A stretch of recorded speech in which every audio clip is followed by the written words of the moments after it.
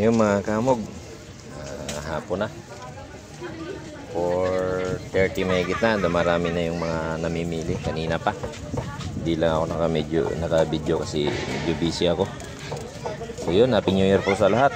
Anong petsa na ngayon? 29. 30 na bukas. Kailangan ng mas maraming paninda bukas.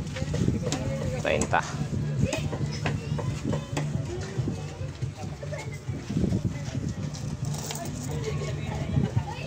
May nagsisound na naman kanina umaga. Hindi ka nagsawa. Pagkapatay nung isa, yung sound ngayon, isa na naman. May kapalit ka agad.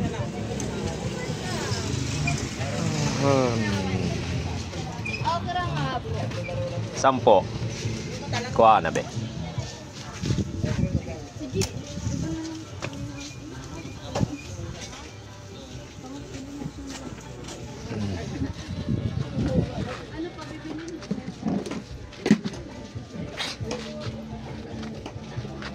May nagbibideo, okay. So pasamantalang patayin ko muna to mga kahamog kasi may nagbibideo, okay. At siguro pagpatuloy ko to mamaya para mabulang ang aking mga video.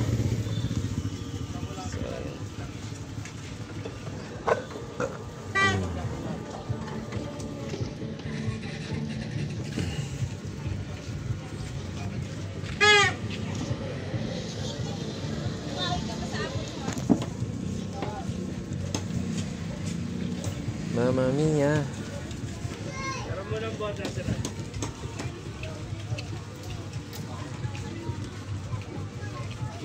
Ayun dun, marami. Tambak na yung tao doon sa baba, oh. Doon sa pinaka, sentro. Paakyat na yun sila rito.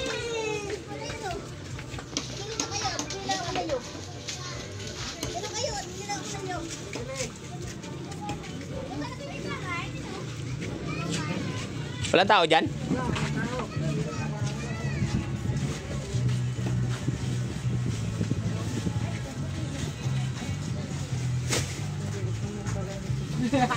Gawin ay.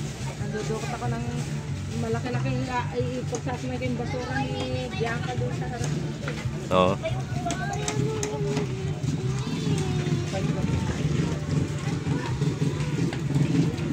Marami na sila. May Yan po. 100 ang kilo. Kano po? 30? 50? 50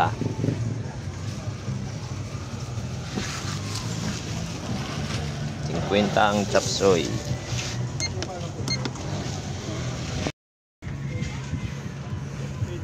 So yun, may nabawas yung chop suey natin. May pumili. Kasi pumili si Papa pagdaan ng ano.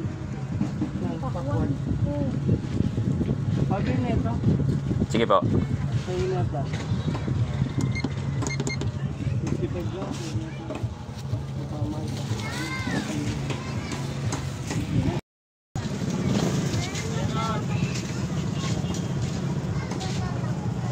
Kasi masuntuan yung ganito, yung bagong tigas sa amin. Hindi masarap eh. Pero pwede yun eh. 30 boss. Ha? 30 ito. Ha? Ilang araw tinatagal yun? Kahit isang linggo. Kasi sa New Year, ano na eh, 29 yan eh. 29, 30. Isang peraso. Diba, tikman nyo na para ano. Hati-hati niya ito. Nabawasan chop suey natin. May bumiling prutas. Hindi ko lang videoan kasi ito. Tinatanong nila kung anong klaseng prutas daw ito. Yan. Ang tawag po dyan na prutas na yan ay hindi ko na rin natikman pa ito. Persimol daw ito, persimol. Hindi ko rin alam. Ayan o.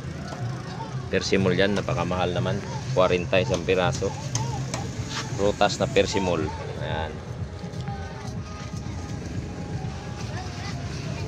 Sa iba, hindi ko alam anong tawag nila dyan. Basta persimol lang sinabi sa amin yan.